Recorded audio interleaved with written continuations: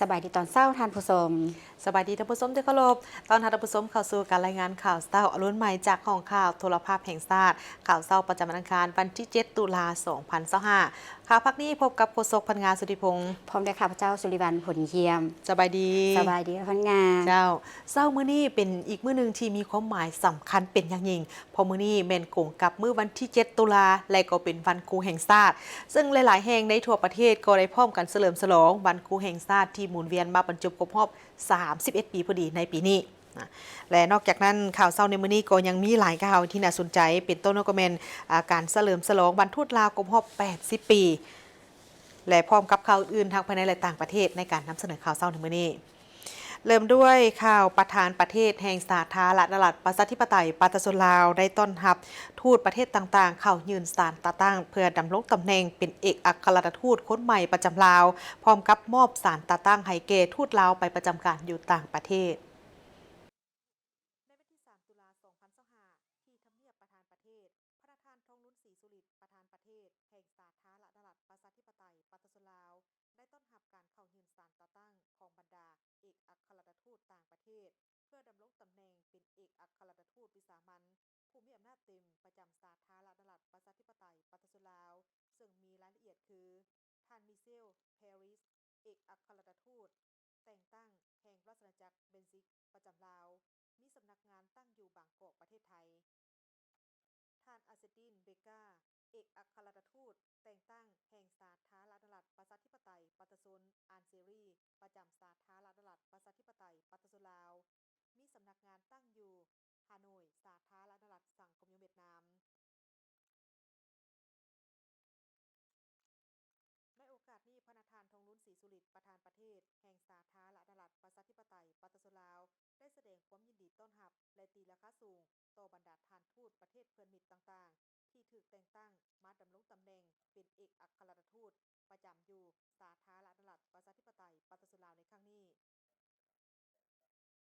พร้อมนั้นพระราชทานทองลุ้นศรีสุริก็ได้มอบศาลตาตั้งให้แก่บรรดาเอกอัครราชทูตแห่งสาธารณรัฐประชาธิปไตยปาตสุลาวเพื่อไปรับหน้าที่ประจำการอยู่ต่างประเทศจำนวน3ท่านประกอบมี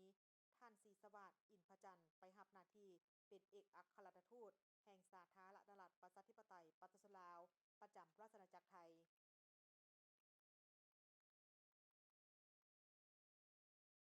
ท่านนางไก่มณีอรบูรณ์ไปรับหน้าที่เป็นเอกอัครราชทูตแห่งสาธารณรัฐประชาธิปไตยปาตสุลาวประจำสาธารณรัฐเกาหลี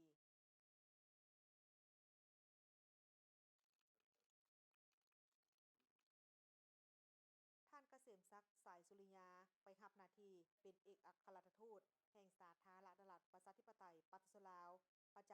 ำสาธารณรัฐสหพันธ์เยอรมันในโอกาสดังกล่าวนี้พระราชทานทองลุ้นศรีสุริก็ได้แสดงความย่องยอสมเชยและมีความเห็นชี้นำต่อเอกอัครราชทูตทั้ง3ท่านที่จะไปปฏิบัติหน้าที่การทูตอยู่ต่างประเทศจงสืบต่อประกอบส่วนสุ่มทุกเหือแหงและความรู้ความสามารถของตนเข้าในการเสริมขยายสายสัมพันธ์มิตรภาพและการร่วมมืออันดีระหว่างสาธารณรัฐประชาธิปไตยปาตสุลาวและประเทศเพื่อนมิตรให้แตกดอกออกผลยิ่งขึ้นญาติแยงเอาการร่วมมือและการสนับสนุนช่วยเหลือด้านต่างๆจากสากลเอาใจใส่โฆษณาขนขวยบรรดานักลงทุนนักธุรกิจและนักท่องเที่ยวต่างประเทศ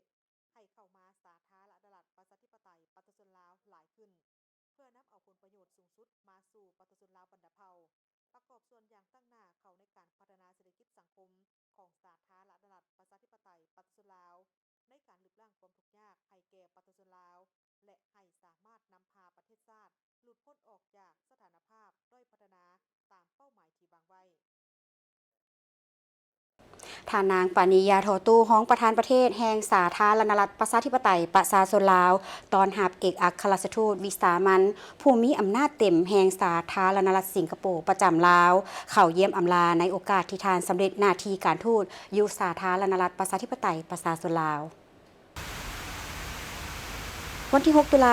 2025 ที่สำนักงานประธานประเทศทานนางปานียาโทตู้ห้องประธานประเทศแห่งสาธารณรัฐประชาธิปไตยประชาชนลาวได้ต้อนรับการเข้าเยี่ยมคำนับอำลาของทานซูเดสมาเนียเอกอัครราชทูตวิสามันผู้มีอำนาจเต็มแห่งสาธารณรัฐสิงคโปร์ประจำลาวในโอกาสที่ทานสำเร็จหน้าที่การทูตอยู่สาธารณรัฐประชาธิปไตยประชาชนลาวและจะเดินทางกลับคืนประเทศโอกาสนี้ทานนางปานียาโทตู้ห้องประธานประเทศได้แสดงความยินดีต้อนรับอย่างอบอุ่นและตีราคาสูงต่อผลสำเร็จการปฏิบัติหน้าที่การทูตอยู่สาธารณรัฐประชาธิปไตยประชาชนลาวของทานทูตตลอดระยะผ่านมาทานซูเดสมาเนียได้ถือมอบหมายมาปฏิบัติหน้าที่เป็นเอกอัครราชทูตวิสามันผู้มีอำนาจเต็มแห่งสาธารณรัฐสิงคโปร์ประจำลาวในวันที่ 18 กันยายน 2023 มาถึงปัจจุบันรวมเป็นเวลา 2 ปีกว่าตลอดระยะการปฏิบัติหน้าที่อยู่สาธารณรัฐประชาธิปไตยประชาชนลาวทานทูตได้ประกอบส่วนอย่างห่าวหันในการสืบต่อเสริมขยายสายความพันธมิตรภาพและการร่วมมืออันดีงามระหว่างสาธารณรัฐประชาธิปไตยประชาชนลาวและสิงคโปร์ตามภาระบทบาทของตนได้เป็นอย่างดีเช่นได้สืบต่อสุขยูให้มีการแลกเปลี่ยนการเยี่ยมยามการนำขั้นสูงของ2ประเทศโดยเฉพาะการเยี่ยมยามทางการที่สิงคโปร์และประธานสอนไซศรีพันดรนายกรัฐมนตรีแห่งสาธารณรัฐประชาธิปไตยประชาชนลาวในวันที่ 9 กรกฎาคม 2024 และการเยี่ยมยามทางการสาธารณรัฐประชาธิปไตยประชาชนลาวของทานลอเรนซ์ วองนายกรัฐมนตรีสาธารณรัฐสิงคโปร์ในระหว่างวันที่ 11-12 ตุลาคม 2024 และเข้าร่วมกองประชุมสุดยอดอาเซียนครั้งที่ 44 45 ที่สาธารณรัฐประชาธิปไตยประชาชนลาวเป็นประธานอาเซียนพร้อมนี้ได้เป็นขัวต่อในการประสานงานให้แก่การเยี่ยมยามการนำขั้นสูงของ2ฝ่ายที่สำคัญก็คือคณะการนำแต่ละแขนงการของลาวและสิงคโปร์เพื่อเดินทางแลกเปลี่ยนบทเรียนซึ่งกันและกันพิเศษทานทูตยังได้สืบต่อส่งเสริมการร่วมมือทางด้านการค้าและการลงทุนด้านวัฒนธรรมสังคมด้านเวียกงานป้องกันชาติป้องกันความสงบด้านการศึกษาและการพัฒนาทรัพยากรมนุษย์เวียกงานสาธารณสุขการท่องเที่ยวและการช่วยเหลือต่างๆโอกาสนี้ทานซูเดสมาเนียได้แสดงความขอบใจต่อบรรดาการนำของลาวแต่ศูนย์กลางลงฮอดท้องถิ่นตลอดฮอดพนักงานวิชาการขั้นต่างๆของลาวที่ได้ให้การร่วมมือสนับสนุนช่วยเหลือทานในตลอดระยะผ่านมาและอวยพรให้สายพัวพันและการร่วมมือระหว่าง2ประเทศจงมั่นคงแน่นแฟ้นและขยายตัวอย่างบ่หยุดยั้งเพื่อนำเอาผลประโยชน์มาให้ประชาชน2ประเทศสภาการค้าและอุตสาหกรรมแห่งชาติลาวได้ร่วมกับทางสภาการค้าและอุตสาหกรรมแขวงในทั่วประเทศได้มีการจัดงานผลิตภัณฑ์ลาวปี 2025 หรือ Made in ลาว 2025 ซึ่งเป็นการสร้างกิจกรรมหนึ่งของทางภาคธุรกิจในการสร้างเวทีเพื่อเป็นการเฮ็ดให้มีการโฆษณาส่งเสริมผลิตภัณฑ์ที่ผลิตในลาวและส่งเสริมให้กับบรรดาผู้ประกอบการได้มีการผลิตทางภายในและต่างประเทศงานผลิตภัณฑ์ลาวปี 2025 ได้จัดขึ้นในวันที่ 3 ตุลาที่ศูนย์การค้าลาวไอเทคนครหลวงเวียงจันทน์โดยการเข้าร่วมของทานสอนไซศรีพันดรนายกรัฐมนตรีแห่งสาธารณรัฐประชาธิปไตยประชาชนลาวมีทานมาลัยท้องกรมสิทธิ์รัฐมนตรีกระทรวงอุตสาหกรรมและการค้าทานคำพันธ์สิทธิดำพาเจ้าแขวงเวียงจันทน์มีประธานสภาการค้าและอุตสาหกรรมแห่งชาติลาวพร้อมประธานสภาการค้าและอุตสาหกรรมแขวงเวียงจันทน์ตั้งหน้าจากภาครัฐสถานทูตองค์การจัดตั้งสากลภาคธุรกิจการจัดงานผลิตภัณฑ์ลาวจัดขึ้นในครั้งนี้เพื่อเป็นการสร้างกิจกรรมหนึ่งของภาคธุรกิจเพื่อประกอบส่วนในการสร้างเวทีเพื่อเป็นการโฆษณาส่งเสริมผลิตภัณฑ์ที่ผลิตในลาวเพื่อเอื้ออำนวยส่งเสริมให้แก่ผู้ประกอบการที่เฮ็ดการผลิตทั้งภายในและต่างประเทศโดยเฉพาะแม่สร้างยี่ห้อสินค้าที่ผลิตในลาวที่มีมาตรฐานและคุณภาพสามารถแข่งขันจำหน่ายภายในและส่งออกไปต่างประเทศให้นับมือนับหลายขึ้นท่านนางจันทจรวงศ์ไซรองประธานสภาการค้าและอุตสาหกรรมแห่งชาติลาวทั้งเป็นประธานจัดงานกล่าวว่าการจัดงานครั้งนี้เพื่อสร้างความภาคภูมิใจสุขยูส่งเสริมให้นำใช้ผลิตภัณฑ์ลาวและเพื่อเป็นการลดพรการนำเข้าสินค้าจากต่างประเทศคือดังคำขวัญของงานคือฟื้นฟูเศรษฐกิจส่งเสริมผลิตภัณฑ์ลาวก้าวสู่สากลเป้าหมายโดยรวมก็เพื่อให้ภาคธุรกิจสามารถเป็นกำลังแห่งหนึ่งประกอบส่วนสร้างสาพัฒนาประเทศชาติ ให้เจริญก้าวหน้าขึ้นไปเรื่อยๆในปีนี้สภาการค้าและอุตสาหกรรมแขวงเวียงจันทน์ได้เป็นคู่ร่วมหลักของงานและรับผิดชอบตกแต่งพาวิเลียมที่เป็นเอกลักษณ์เฉพาะของแขวงเวียงจันทน์หรือเอิ้นว่าเสน่ห์เมืองลาวเพื่อนำเสนอฮีตของประเพณีทางด้านวัฒนธรรมทางธรรมชาติและวัดวาอารามผลิตภัณฑ์สินค้าบ่ว่าจะเป็นอาหารที่เป็นเอกลักษณ์การนุ่งถือที่งดงามการบริการที่เป็นท่าแฮงพร้อมนั้นสภาการค้าและอุตสาหกรรมแห่งชาติลาวยังได้เสริญสภาการค้าและอุตสาหกรรมทุกแขวงและกลุ่มสมาคมธุรกิจระดมหัวหน่วยธุรกิจผู้ประกอบการเข้าร่วมพร้อมนี้การจัดงานผลิตภัณฑ์ลาวปีนี้สภาการค้าและอุตสาหกรรมแห่งชาติลาวยังได้เสริญเสริญประเทศที่มีชายแดนติดจอดกับสาธารณรัฐประชาธิปไตยประชาชนลาว3ประเทศคือไทยเวียดนามและสาธารณรัฐประชาชนจีนเข้าร่วมงานวางแสดงรวมมี15ห้องวางแสดงได้มีผู้ประกอบการในทั่วประเทศเข้าร่วม160บริษัทจาก17แขวงและนครหลวงเวียงจันทน์และมีทั้งหมด204ห้องวางแสดงรวมมูลค่าสินค้าที่นำมาวางแสดงหลายกว่า16ตื้อกีบงานผลิตภัณฑ์ลาวปี2025จะดำเนินไปเป็นเวลา8วันเริ่มแต่วันที่1หา8ตุลาปี2025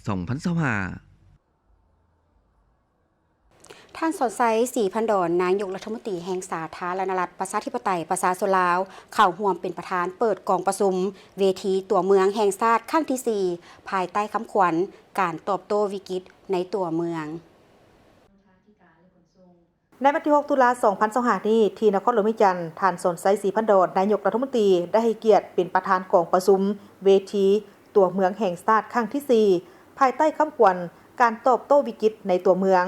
จุดประสงค์ก็เพื่อเป็นเวทีในการแลกเปลี่ยนความรู้ความคิดเห็นจากผู้ที่มีส่วนเกี่ยวข้องและสร้างความร่วมมือกันทุกฝ่ายเพื่อแสดงความมุ่งมั่นร่วมกันในการพัฒนาตัวเมืองของสาธารณรัฐประชาธิปไตยประชาชนลาว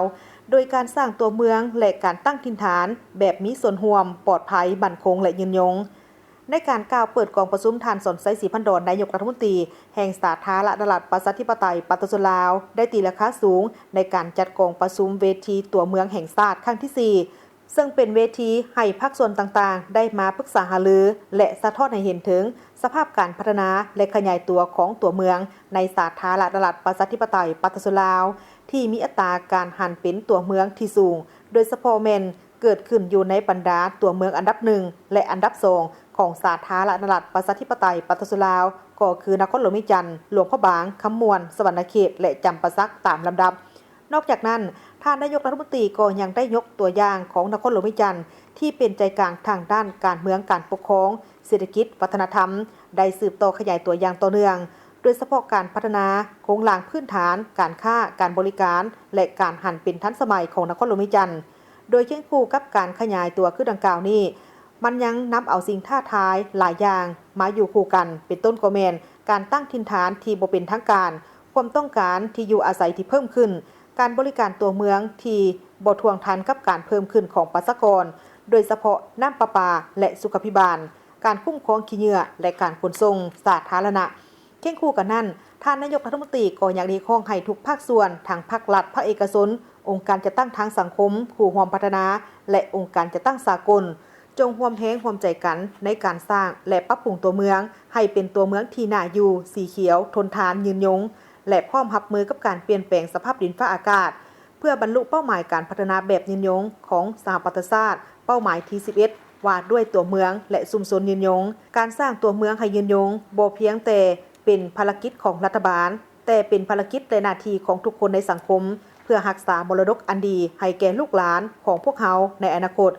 กองประชุมท่านเล็กไหลศรีวิไลรัฐมนตรีกระทรวงยุทธาธิการและขนส่งก็ได้ยกให้เห็นถึงความสำคัญของเขตตัวเมืองต่อกับระบบเศรษฐกิจและสังคมและความเป็นมาของการจัดกองประชุมเวทีตัวเมืองซึ่งได้จัดขึ้นเป็นครั้งที่ในปี2022และได้จัดต่อเนื่องกันมาทุกๆปีโดยเน้นหนักการจัดงานในระยะใกล้เคียงกัน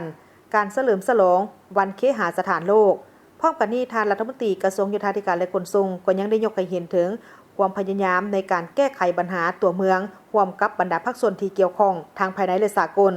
ซึ่งความพยายามและคำมั่นสัญญาของสาธารณรัฐประชาธิปไตยปฏิรูปลาวโดยเฉพาะกระทรวงโยธาธิการและขนส่งในการแก้ไขปัญหาของตัวเมืองแม้นได้แสดงออกในการเป็นหนึ่งในบรรดาประเทศในโครงเขตอาซีแปซิฟิกที่ได้ริเริ่มการรายงานความคืบหน้าของการจัดตั้งวาระใหม่สำหรับการพัฒนาตัวเมืองและมีการจัดกองประชุมเวทีตัวเมืองแห่งชาติของตน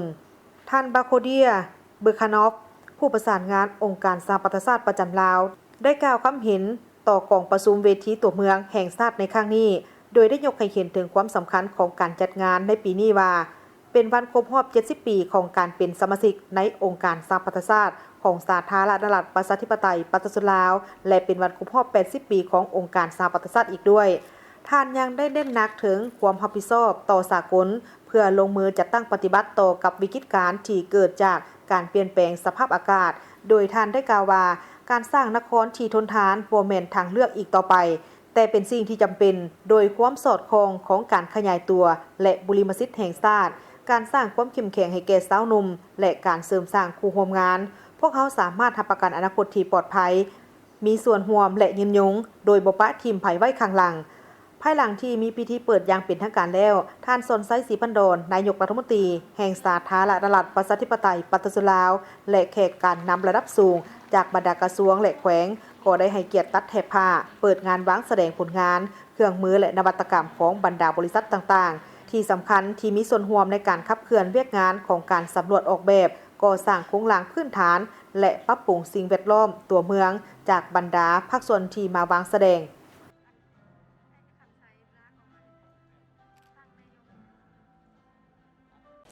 ท่านผู้ชมที่เคารพเนื่องในโอกาสของการเฉลิมฉลองวันการทูตลาวครบรอบ 80 ปี สหายบุญเหลือพันดานุวงศ์เลขาคณะบริหารงานพรรคหัวหน้าคณะผู้พันต่างประเทศศูนย์กลางพรรคก็ได้ยกให้เห็นถึงผลสำเร็จในหลายด้านของทางแขนงการต่างประเทศตลอดระยะที่ผ่านมาสหายบุญเหลือพันดานุวงศ์ได้กล่าวว่าแขนงการต่างประเทศในสายพรรคเป็นแขนงการที่มีบทบาทสำคัญในด้านเวียกงานการทูตก็คือการต่างประเทศของพรรคของชาติลาวทั้งในอดีตผ่านมาก็คือปัจจุบัน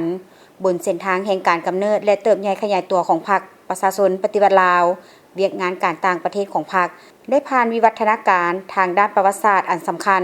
ที่ติดพันกับการนำพาของพรรคประชาชนปฏิวัติลาวในขบวนการต่อสู้กู้ชาติตั้งแต่เริ่มต้นจนถึงการสถาปนาสาธารณรัฐประชาธิปไตยประชาชนลาวในปี 1975 ในยุคสมัยการเคลื่อนไหวเวียกงานการต่างประเทศของพรรคแม้นการจัดตั้งปฏิบัติแนวทางและยุทธศาสตร์การต่างประเทศของพรรคติดแน่นกับยุทธศาสตร์รวมของพรรคลัดเฮาคือปกปักรักษาและพัฒนาประเทศชาติญาติแยงเอาความเห็นใจสนับสนุนช่วยเหลือทางด้านทุนและวัตถุเทคนิคจากสากลและยกสูงบทบาทของพรรคและลัดเฮาให้สูงเด่นขึ้นในเวทีภาคพื้นและสากลบรรดาผลสำเร็จที่พ้นเด่นในระยะ 80 ปีเห็นว่ามีหลายด้านมีหลายด้านโดยเฉพาะเป็นพวกเขาสามารถสร้างตั้งสายผูกพันกับพรรคการเมืองต่างๆในโลกได้154พรรคการเมืองในจำนวน80กว่าประเทศในโลกเนาะอันนี้เป็นผลสำเร็จที่พ้นเด่นได้มีการขยายตัวอย่างต่อเนื่องในนี้พวกเราได้ถือการผูกพันกับประเทศเพื่อนมิตรยุทธศาสตร์เป็นบุริมสิทธิ์ของการผูกพันในการเคลื่อนไหวสายพรรคของพวกเราเนาะโดยเฉพาะแม่นสืบต่อเสริมขยายสายผูกพันมิตรภาพยิ่งใหญ่ความสามัคคีพิเศษและการร่วมมือรอบด้านกับพรรคคอมมิวนิสต์เวียดนามหรือว่าสสเวียดนามนะพวกเราได้มีว่าสัญญาร่วมมือกันเป็นแต่ละระยะ2พรรคประชาชนที่ลาวและพรรคคอมมิวนิสต์เวียดนามมีกลไกประชุมประจำปีระดับสูงสุดของพรรคอันนี้พวกเขาได้เฮ็ดประจำแต่ละปีนอกนี้ก็เป็นสืบต่อสายสัมพันธ์มิตรภาพและการร่วมมือรอบด้านตามที่CD กับสป.จีนเวียดนามก็เช่นกันเราก็มีการจัดฝึกอบรมให้แก่พนักงานต่างๆเป็นประจำอยู่เนาะประจำอันนี้ในแง่ ในเว้าเรื่องในพรรคประเทศเพียรมิตรยุทธศาสตร์นอกจากนั้นก็มีการพัวพันอย่างใกล้ชิดกับพรรคผู้ร่วมอุดมการณ์เดียวกันเป็นต้น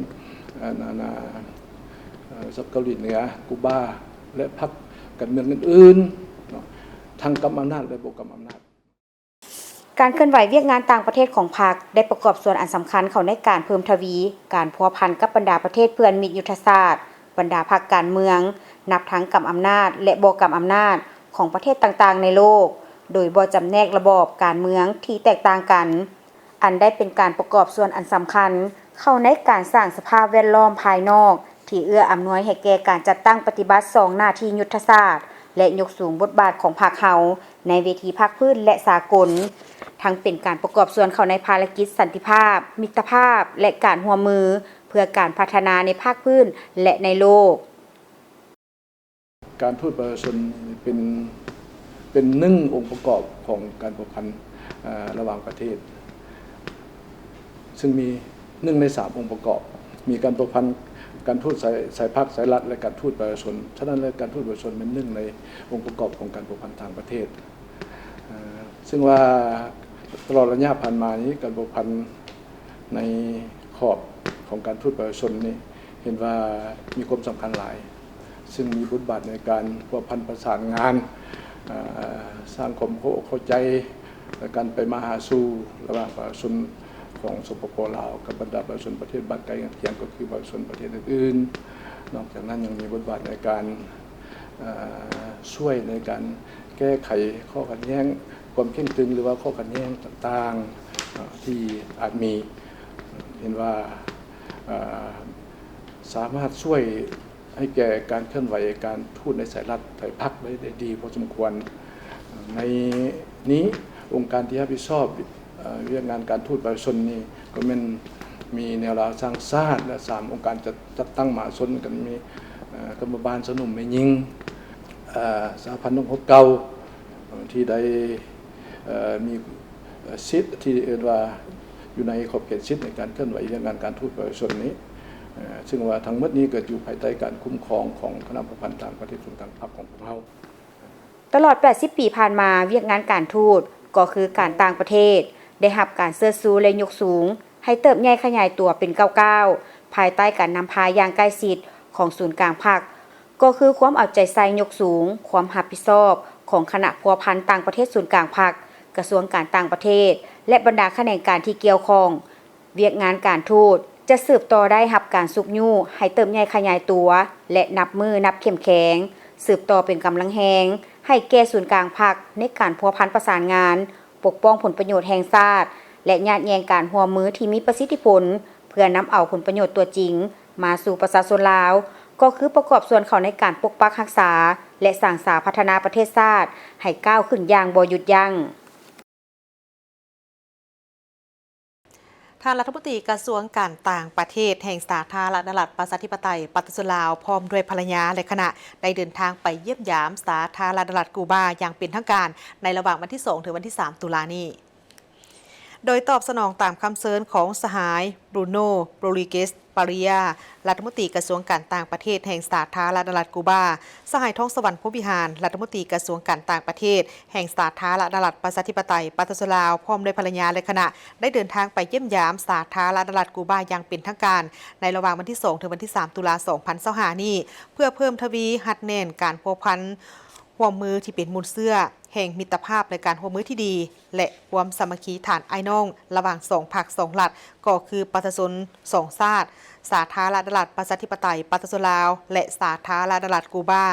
การพบปะ2 ฝ่ายอย่างเป็นทางการระหว่างสหายท้องสวรรค์พรหมวิหารและสหายบรูโน่โรดริเกสปาริยาพร้อมด้วยคณะผู้แทนของทั้ง2 ฝ่ายซึ่งได้มีขึ้นในเมื่อวันที่3ตุลาคม2025นี้ที่นครหลวงลาฮาวาน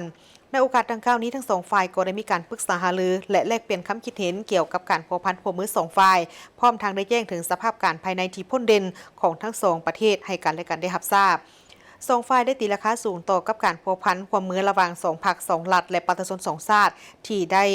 รับการหัดแน่นและยกสูงขึ้นอย่างบ่หยุดยั้งบนพื้นฐานประเทศเพื่อนมิตรยุทธศาสตร์ที่อุดมสมบูรณ์ที่มีอุดมการณ์อันเดียวกันและมีมูลเสื้อการพัวพันร่วมมืออันดีงามมาแต่ยาวนานโดยเห็นได้จากการพัวพันร่วมมือทางด้านการเมือง แมนอยู่ในระดับดีเลิศและนับมือนับนักแน่นยิ่งขึ้นแสดงออกในการแลกเปลี่ยนการเยี่ยมยามของคณะผู้แทนขั้นสูงของทั้ง2 พรรค 2 รัฐก็คือบรรดาองค์การจะตั้งมหาชนของทั้ง2 ประเทศอย่างเป็นประจำและสิ่งที่พิเศษก็แม่นในปี 2024 ที่ผ่านมาทั้ง2 ประเทศแม่นได้ร่วมกันในการจัดเฉลิมฉลองครบรอบ 50 ปีแห่งการสร้างตั้งสายสัมพันธ์การทูตลาวกู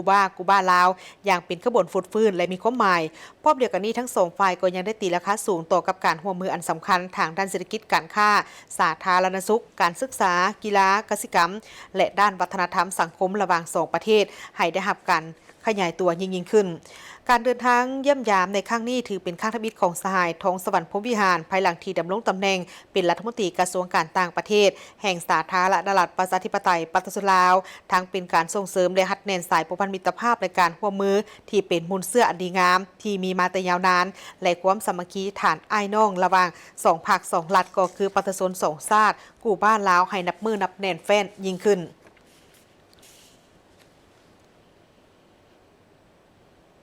ในวันที่ 6 ตุลา 2025 นี้ที่ห้องว่าการศูนย์กลางภาคทางกระทรวงเกษตรกรรมและสิ่งแวดล้อมได้มีการจัดกองประชุมเพื่อทาบทามบุคลากรออกสมัครรับเลือกตั้งเข้าในคณะบริหารงานภาคกระทรวงเกษตรกรรมและสิ่งแวดล้อมสมัยที่ 7 รอบที่ 2กองประชุมทาบทามบุคลากรออกรับสมัครเลือกตั้งเข้าในคณะบริหารงานภาคกระทรวงเกษตรกรรมและสิ่งแวดล้อมสมัยที่ 7 รอบที่ 2โดยการเป็นประธานของสหายลินคำดวงสวรรค์เลขาคณะพรรครัฐมนตรีกระทรวงเกษตรกรรมและสิ่งแวดล้อมสหายนางบุษดีธนเมืองกรรมการศูนย์กลางพรรครองหัวหน้าคณะจัดตั้งศูนย์กลางพรรคบรรดาสหายคณะประจำคณะพรรคกระทรวงบรรดาสหายพนักงานอาวุโสบำนาญอดีตการนำกระทรวงบรรดาสหายเลขารองเลขาคณะพรรคภาคฐานคณะหน่วยพรรคภาคฐานสมาชิกพรรคพนักงานนำพาคุ้มครองของกระทรวงเข้าร่วมสหายลินคำดวงสวรรค์ได้กล่าวว่ากองประชุมทาบทามคณะบริหารงานพรรคกระทรวงเกษตรกรรมและสิ่งแวดล้อมสมัยที่ 7 รอบที่ 2 ในครั้งนี้มีความหมายสำคัญจะได้มีการทาบทามบุคลากรออกสมัครรับเลือกตั้งเข้าในคณะบริหารงานพรรคกระทรวงเกษตรกรรมและสิ่งแวดล้อมรอบที่ 2พร้อมทั้งค้นคว้าประกอบคำเห็นใส่3 เอกสารสำคัญเพื่อรับใส่กองประชุมใหญ่องค์คณะพรรคกระทรวงเกษตรกรรมและสิ่งแวดล้อมคือห่างรายงานการเมืองแผนพัฒนาเวียกงานเกษตรกรรมและสิ่งแวดล้อมและบทสำรวจการนำพารวมของคณะบริหารงานภาคกระทรวงเกษตรกรรมและสิ่งแวดล้อมจะไขขึ้นอย่างเป็นทางการท่ามกลางบรรยากาศที่ทั่วภาคและทั่วปวงชนลาวบรรดาเผ่าพวมขุนเขียวจัดตั้งผันขยายมติกองประชุมใหญ่ครั้งที่ 11 ของพรรคก็คือสร้างขบวนการคำนับรับต้อนวันบุญสำคัญของชาติโดยปฏิบัติตามคำสั่งของคณะเลขาธิการศูนย์กลางพรรคฉบับเลขที่411/คลสพว่าด้วยการก้าเกียมและดำเนินกองประชุมใหญ่3ขั้นของพรรคคำแนะนำของคณะจัดตั้งศูนย์กลางพรรคฉบับเลขที่211/คจสพว่าด้วยการจัดตั้งปฏิบัติคำสั่งของคณะเลขาธิการศูนย์กลางพรรคว่าด้วยการก้าเกียมและดำเนินกองประชุมใหญ่3ขั้นของพรรคเพื่อเป็นบอนอิงทาบทามบุคลากรที่จะออกรับสมัครเลือกตั้งเข้าในคณะบริหารงานพรรคสุดใหม่รอบที่2กระทรวงเกษตรกรรมและสิ่งแวดล้อมจะได้ทบทวนเกี่ยวกับมาตรฐานและเงื่อนไขผู้จะออกรับสมัครเลือกตั้งเข้าในคณะบริหารงานพรรคกระทรวงสุดใหม่เพื่อเลือกเฟ้นเอาบุคลากรที่จะออกรับสมัครเลือกตั้งเข้าในคณะบริหารงานพรรคกระทรวงสุดใหม่รอบที่2จากนั้นจะพร้อมกันค้นคว้าปรึกษาหารือสนทนาแลกเปลี่ยนความคิดเห็นและเป็นเอกภาพกันเกี่ยวกับ3เอกสารรับใส่กองประชุมใหญ่ขององค์คณะพรรคกระทรวงเกษตรกรรมและสิ่งแวดล้อมภายหลังผ่าน3เอกสารสำเร็จแล้วจะได้แบ่งเป็น4หน่วยในการค้นคว้าแต่ละหน่วยแม่นมอบให้บรรดาสหายคณะประจำภาคกระทรวงเป็นผู้นำพาและชี้นำในการค้นคว้าประกอบคำเห็น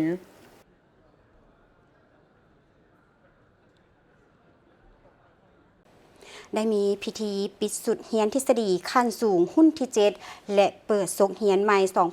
2025-2026 และเฉลิมฉลองวันครูแห่งชาติครบรอบ 31 ปีของสถาบันการเมืองการปกครองแห่งชาติ ในวันที่ 3 ตุลา2025 ผ่านมา สถาบันการเมืองและการปกครองแห่งชาติได้จัดพิธีปิดสุดเรียนทฤษฎีขั้นสูงรุ่นที่ 7 และเปิดสุดเรียน 2025-2026 พร้อมทั้งเฉลิมฉลองวันครูแห่งชาติครบรอบ 31 ปี โดยภายใต้การเป็นประธานของสหายรองศาสตราจารย์ภูวงศ์ อุ่นคำแสน หัวหน้าสถาบันการเมืองและการปกครองแห่งชาติมีบรรดาสหายต่างหน้าจากคณะจัดตั้งศูนย์กลางพรรค คณะกฎการศูนย์กลางพรรค คณะโฆษณาโหมศูนย์กลางพรรคห้องว่าการศูนย์กลางพรรคบรรดาสหายหัวหน้ากรมและพนักงานครูอาจารย์พร้อมด้วยนักศึกษาเข้าร่วมการจัดตั้งการเรียนการสอนทฤษฎีการเมืองขั้นสูงรุ่นที่ 7 ได้เริ่มแต่เดือนมังกร 2025 มีนักศึกษา ขออภัยมีนักศึกษา 44 ทานหญิง 7 ทาน ได้มีการจัดตั้งการเรียนการสอน23วิชาหรือ 1,113 ชั่วโมง ประกอบมี 6 กลุ่มวิชาเรียนคือกลุ่มวิชาปรัชญามาร์ก เลนิน วัฒนธรรมและศาสนารวมมี 19 บท กลุ่มเศรษฐศาสตร์การเมืองมาร์ก เลนิน การคุ้มครองเศรษฐกิจรวมมี 25 บท กลุ่มวิชาลัทธิสังคมนิยมวิทยาศาสตร์การเมืองวิทยาศาสตร์การเมืองวิทยาพัวพันสากลสังคมศาสตร์เผ่าวิทยาป้องกันศาสตร์ป้องกันความสงบและบทบาทยิงทรายรวมมี 45 บท กลุ่มวิชาแนวคิดไก่สอนพรหมวิหารรวมมี 10 บท กลุ่มวิชาพื้นฐานการปกครองรัฐทฤษฎีรัฐกฎหมายเทคนิคบริหารองค์การการบริหารรัฐแบบใหม่รวมมี 28 บท กลุ่มวิชาประวัติศาสตร์พรรคก่อสร้างพรรคและจิตศาสตร์คนขวายรวมมี 18 บทนอกนั้นครูอาจารย์ได้ประเมินความรับรู้ของนักศึกษาด้วยการเขียนเป็นบทรายงานหรือสอบเสียงเขียนเป็นบุคคลเพื่อประเมินให้คะแนนเป็นรายวิชาเขียนบทป้องกันจุบสั้นของตนเป็นรายบุคคลผ่านการตีราคาประเมินผลสามารถตีราคาได้คือ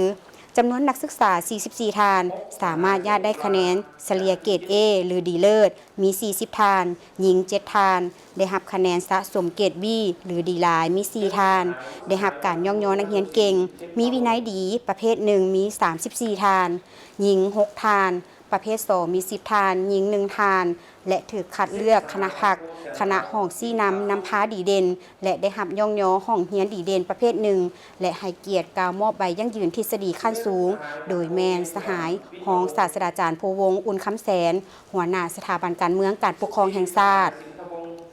ผ่านการค้นคว้าเรียนและฝึกฝนหล่อหลอมของนักศึกษาที่จบจากสถาบันแห่งนี้ได้มีความรู้ในระดับที่แน่นอนทางด้านทฤษฎีมาร์ก เลนินแนวคิดไก่สอนพรหมวิหารความรู้ด้านการเมืองการปกครองและบริหารอย่างเป็นระบบและลึกซึ้งในระดับดีหลายหาดีเลิศ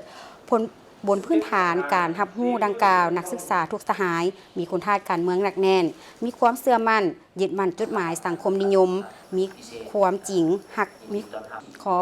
มีความจงหักภักดีต่ออุดมการณ์ของพรรคมีความเป็นเอกภาพสูงต่อแนวทางการเปลี่ยนแปลงใหม่ของพรรครักษาความสามัคคีเป็นเอกภาพภายในการจัดตั้งอย่างแน่นแฟ้นมีรักมั่นมิตรศัตรูอันจะแจ้งมีความกระตือรือร้นตัดสินใจสูงและมีน้ำใจฟดฟื้นปฏิบัติเพื่อเกี่ยมพร้อมเฮ็ดสำเร็จหน้าที่ที่จะได้มอบหมายพร้อมนั้นได้มีการเฉลิมฉลองวันครูแห่งชาติเติมอีกกองทุนช่วยเหลือการริเริ่มท้องถิ่นของประเทศแคนาดาได้มีการมอบเงินช่วยเหลือจำนวนแม่น $50,000 แคนาดาหรือประมาณ700 ล้านกว่ากีบเพื่อเป็นการช่วยบรรเทาทุกข์ฉุกเฉินให้แก่ประชาชนลาวบรรดาเผ่าที่ได้รับผลกระทบจากภัยน้ำท่วมพิธีมอบรับเงินช่วยเหลือล่าจำนวน $50,000 แคนาดาหรือประมาณ700 ล้านกว่ากีบซึ่งเพื่อช่วยบรรเทาทุกข์ในการช่วยเหลือให้แก่ประชาชนบรรดาเผ่าที่ได้รับผลกระทบจากภัยน้ำท่วมซึ่งได้จัดขึ้นในเมื่อวันที่ 6 ตุลาคม 2025 นี้ที่องค์การการแดงแห่งชาติลาวโดยมีท่านเขียนวาซ่องเอกอัครราชทูตแห่งประเทศแคนาดาประจำลาวพร้อมด้วยท่านคำลาวันจันทรวันประธานองค์การการแดงแห่งชาติลาวโดยการเข้าร่วมเป็นสักขีพยานของทั้งสองฝ่ายเงินช่วยเหลือดังกล่าวที่นำมามอบในครั้งนี้มีมูลค่า $50,000 แคนาดาหรือประมาณ700 ล้านกว่ากีบแม่นได้มาจากกองทุนช่วยเหลือการริเริ่มท้องถิ่นของประเทศแคนาดาและจะนำใช้เข้าในการจัดตั้งปฏิบัติบรรเทาทุกข์ฉุกเฉินให้แก่ประชาชนที่ได้รับผลกระทบจากภัยพิบัติน้ำท่วมโดยกำหนดการจะตั้งปฏิบัติแม่นฮอดปี 2026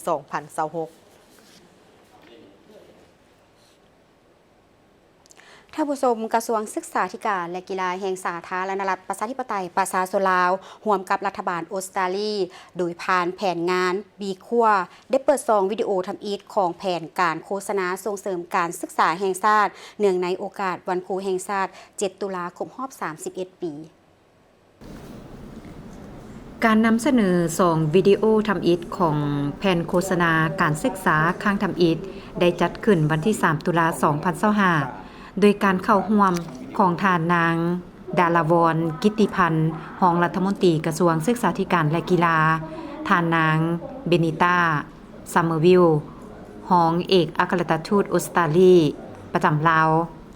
มีทานรองประธานกรรมาธิการวัฒนธรรมสังคมสภาแห่งชาติพร้อมครูร่วมพัฒนาเข้าร่วมแบบซึ่งหน้าและทางออนไลน์กระทรวงศึกษาธิการและกีฬาได้พัฒนาแผนโฆษณาครั้งนี้โดยการสนับสนุนจากรัฐบาลออสเตรเลียเพื่อแก้ไขสิ่งท้าทายอันหีบด่วนรวมทั้งการลดลงของการเข้าเรียนของนักเรียนท่านนางดาราวรณ์กิตติพันธ์ได้ยกให้เห็นถึงความสำคัญของแผนโฆษณาส่งเสริมการศึกษาในครั้งนี้ว่าแผนโฆษณาส่งเสริมการศึกษานี้เป็นขีดหมายสำคัญในการหันเปลี่ยนแนวคิดเกี่ยวกับการศึกษาที่ถูกรับรู้และคุณค่าของการศึกษาในสปป.ลาวโดยการเชิดชูบทบาทครูและครูเป็นแรงบันดาลใจให้แก่นักเรียน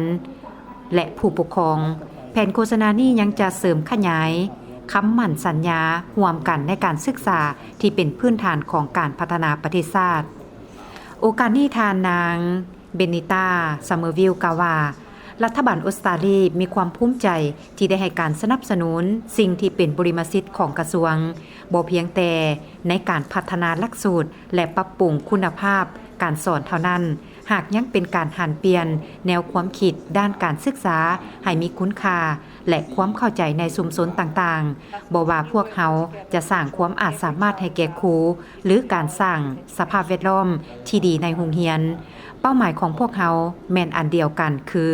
รับประกันให้เด็กทุกคนในลาวได้รับโอกาสเพื่อศึกษาหำเรียนด้วยการศึกษาที่มีคุณภาพแผนโฆษณานี้จะช่วยแก้ไขสิ่งท้าทายอันหีบด่วนของการลดลงของอัตราการเข้าเรียนและความสงสัยเกี่ยวกับคุณค่าการศึกษาของพ่อแม่ผู้ปกครองและนักเรียนโดยผ่าน4บทเรื่องของแผนโฆษณาจะบอกเรื่องจริงที่มีจุดประสงค์เพื่อสร้างแรงบันดาลใจให้นักเรียนสืบต่อการศึกษาของเขาเจ้ารับประกันผลประโยชน์ของพ่อแม่ตลอดชีวิตและสรรเสริญการอุทิศตนของครูการเปิดซองวิดีโอทำอิฐของแผนโฆษณานี้ผู้ชมได้ให้การตอบรับเป็นอย่างดีและให้คำเห็นในทางบวกแสดงให้เห็นถึงเสียงสะท้อนอันมีพลังของบทเรื่องซึ่งวิดีโอทำอิฐเส้นทาง2แสดงถึงอนาคตที่โกงกันข้ามของวัยหนุ่มโดยอิงใส่การเลือกการศึกษาของเขาเจ้าโดยเน้นใส่การศึกษาเฮ็ดให้วัยหนุ่มมีทักษะที่จำเป็นมีการค้นคิดแบบวิเคราะห์และโอกาสในการสร้างชีวิตที่มีดีคือแนวใดส่วนวิดีโอที่2คุณค่าของครูแสดงถึงการอุทิศตนของครูและผลกระทบอันลึกซึ้งและยืนยงของเวียกงานของเขาเจ้าต่อคนหุ้นต่อไป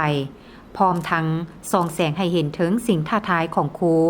และบทบาทอันสำคัญของครูในการสร้างกำลังใจให้คนหุ้นต่อไปและสร้างอนาคตของประเทศชาติ2วิดีโอทำอิฐของแผนโฆษณาจะถูกออกอากาศทั่วประเทศทางโทรภาพส่งออกทั้งสื่อสังคมออนไลน์และนำใส้เขาในการเผยแพร่ต่อชุมชนเพื่อให้มีมากผลที่ดีที่สุดท่านผู้ชมที่เคารพสำหรับข่าวพักนี้ขอขอบใจกับทั้งกรมสื่อสารกระทรวงป้องกันความสงบที่ได้สนองอุปกรณ์การสื่อสารเข้าในการออกอากาศข่าวของทางโทรภาพแห่งชาติจากนี้ไปนะเราจะพักก่อนหลังจากนั้นกลับมารับชมการรายงานข่าวและอย่างต่อไปตลอดระยะ75 ปีแห่งการกำเนิดและเติบใหญ่ขยายตัวสื่อมวลชนและการพิมพ์จำหน่ายได้กลายเป็นกระบอกเสียงอันแหลมคมของพรรคก็คือภารกิจปกปักรักษาและสร้างสรรค์พัฒนาประเทศชาติประกอบส่วนอย่างห่าวหันในภารกิจต่อสู่ปลดปล่อยชาติส่งเสริมวันสื่อมวลชนและพิมพ์จำหน่ายครบรอบ75 ปีอย่างสุดใจ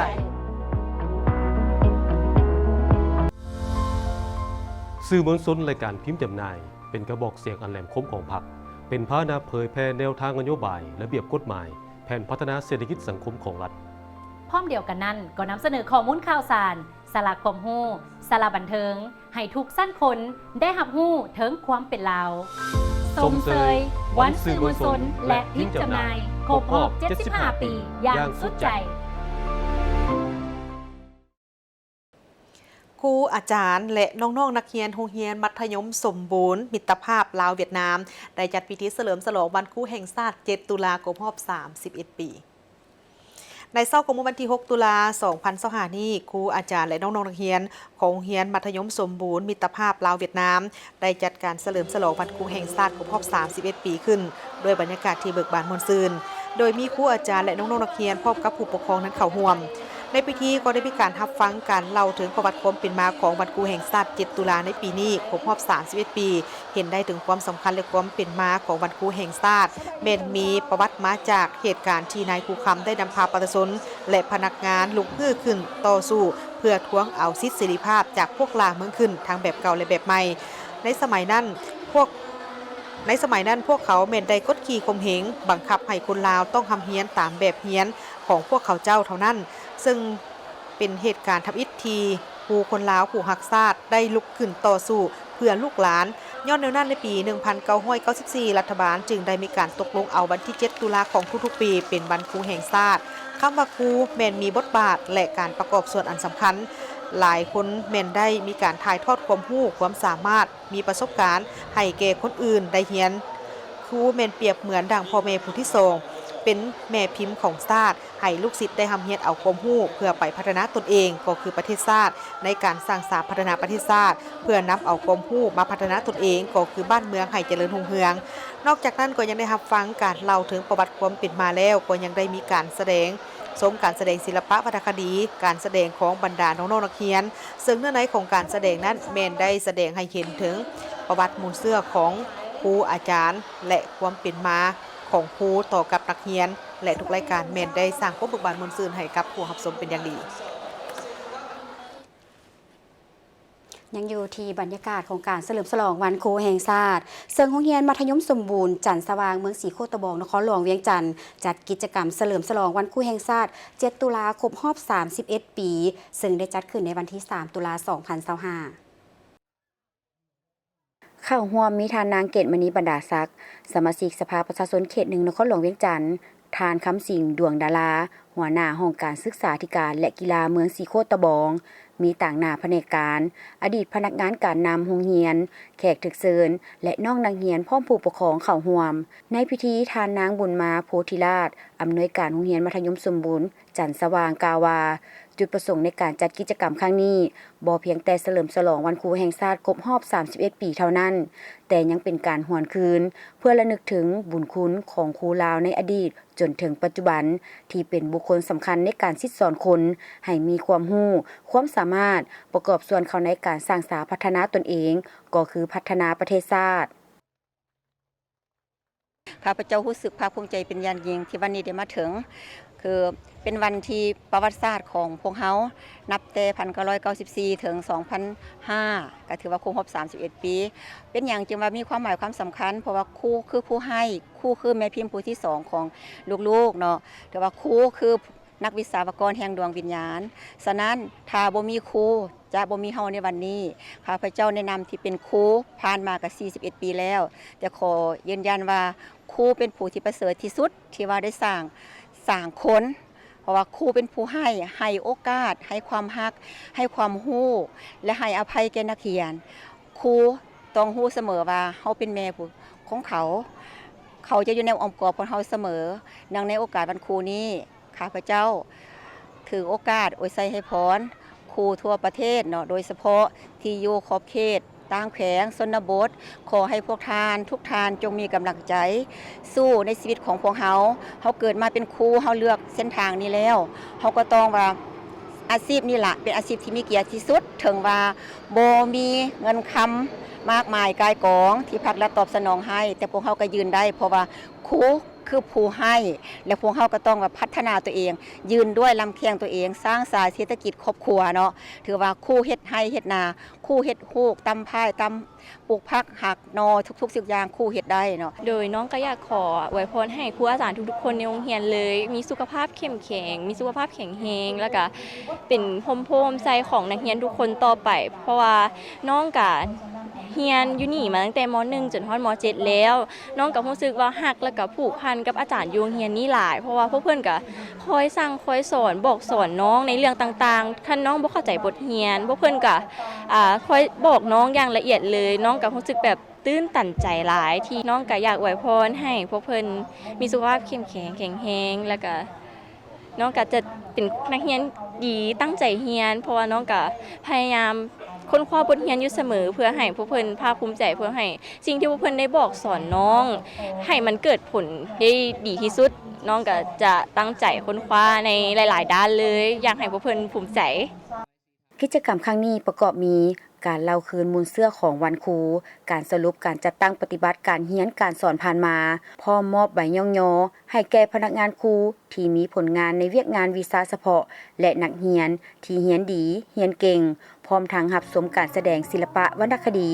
จากน้องนักเรียนเพื่อสมเสยวันครูแห่งชาติที่หมุนเวียนมาบรรจบครบรอบ31 ปีในท้ายอาทิตย์ที่ผ่านมาทานนางแซนนี่เคมเบลหัวหน้าโครงการธนาคารพัฒนาอาเซียนหรือ ADB ประจำลาวพร้อมด้วยทั้งผู้ต่างหน้าจากทางกระทรวงการเงินกระทรวงเกษตรกรรมและสิ่งแวดล้อมพร้อมด้วยสื่อมวลชน ADB และสื่อมวลชนจากทั้งศูนย์กลางได้มีการไปเคลื่อนไหวเยี่ยมยามเบิ่งถึงผลสำเร็จและผลประโยชน์ของประชาชนจากทางโครงการตัวเมืองพัฒนาตัวเมืองตามแนวทางอนุภาคพื้นแม่น้ำของ CUT แขวงหลวงน้ำทาโครงการพัฒนาตัวเมืองตามแนวทางอนุภาคพื้นแม่น้ำโขง2อยู่แขวงหลวงน้ำทามีบรรดาโครงการย่อยอยู่ตัวเมืองหลวงน้ำทาประกอบมีการฟื้นฟูและปรับปรุงสนามเก็บเมียนขี้เนื้อให้เป็นสนามที่มีการควบคุม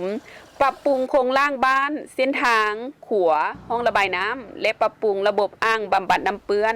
ปรับปรุงห้องระบายน้ำตามเส้นทางสายหลักและโครงการปรับปรุงศูนย์พักผ่อนสโมสรกีฬาและตลาดกลางคืนและก็สร้างขัวน้ำทาโดยการนำพาแขนงการที่เกี่ยวข้องจากแผนกโยธาธิการและขนส่งและแผนกกสิกรรมและสิ่งแวดล้อมแขวงหลวงน้ำทาซึ่งจุดประสงค์เพื่อติดตามผลสำเร็จและรับฟังความคิดเห็นจากภาคส่วนที่เกี่ยวข้องท้องถิ่นเกี่ยวกับผลประโยชน์ที่ประชาชนได้รับจากโครงการในการเยี่ยมยามแขวงหลวงน้ำทาในครั้งนี้คณะได้เคลื่อนไหวเยี่ยมยามและได้พบปะคณะรับผิดชอบโครงการและอำนาจการปกครองบ้านและประชาชนที่ได้รับผลประโยชน์จากโครงการที่สร้างสำเร็จเป็นต้นกิจกรรมโครงการพัฒนาตัวเมืองหลวงน้ำทาโครงการพัฒนาพื้นฐานโครงล่างตัวเมืองการบริการตัวเมืองเพื่อส่งเสริมเศรษฐกิจเมืองหลวงน้ำทาแขวงหลวงน้ำทาได้พบปะการจัดตั้งบ้านดอนสัมพันธ์เพื่อติดตามผลสำเร็จของโครงการและพบปะประชาชนผู้ที่ได้รับผลประโยชน์พบปะการจัดตั้งบ้านหาดยาวและพบปะประชาชนผู้ที่ได้รับผลประโยชน์การจัดตั้งบ้านน้ำดีบ้านเวียงเหนือและเยี่ยมยามตลาดกลางคืนและยังได้พบปะกับผู้ค้าขายเกี่ยวกับผลประโยชน์ที่พวกเขาเจ้าได้รับจากโครงการปรับปรุงและสถานที่ตลาดกลางคืนนอกนี้ยังได้เยี่ยมยามโครงการพัฒนาพื้นฐานโครงล่างกสิกรรมเป็นต้นได้พบปะโครงการจากแผนกกสิกรรมและสิ่งแวดล้อมแขวงหลวงน้ำทาเกี่ยวกับกิจกรรมของโครงการและโครงการได้ช่วยประกอบส่วนในการส่งเสริมการพัฒนากสิกรรมและพัฒนาเศรษฐกิจในแขวงหลวงน้ำทาพร้อมทางได้พบปะโอลมกับอำนาจการปกครองบ้านประชาชนผู้ที่ได้รับผลประโยชน์จากโครงการภายในบ้านก้อนและหลังโครงการเป็นต้นครอบครัวตัวแบบระบบชลประทานเทคนิคการผลิตกสิกรรมการคุ้มครองชลประทานการออกใบตาดินที่ได้รับจากโครงการได้ช่วยส่งเสริมการผลิตกสิกรรมสร้างรายรับและยกสูงคุณภาพชีวิตการเป็นอยู่ของประชาชนและอื่นๆภายในตัวเมืองแขวงหลวงน้ำทาตื่มอีก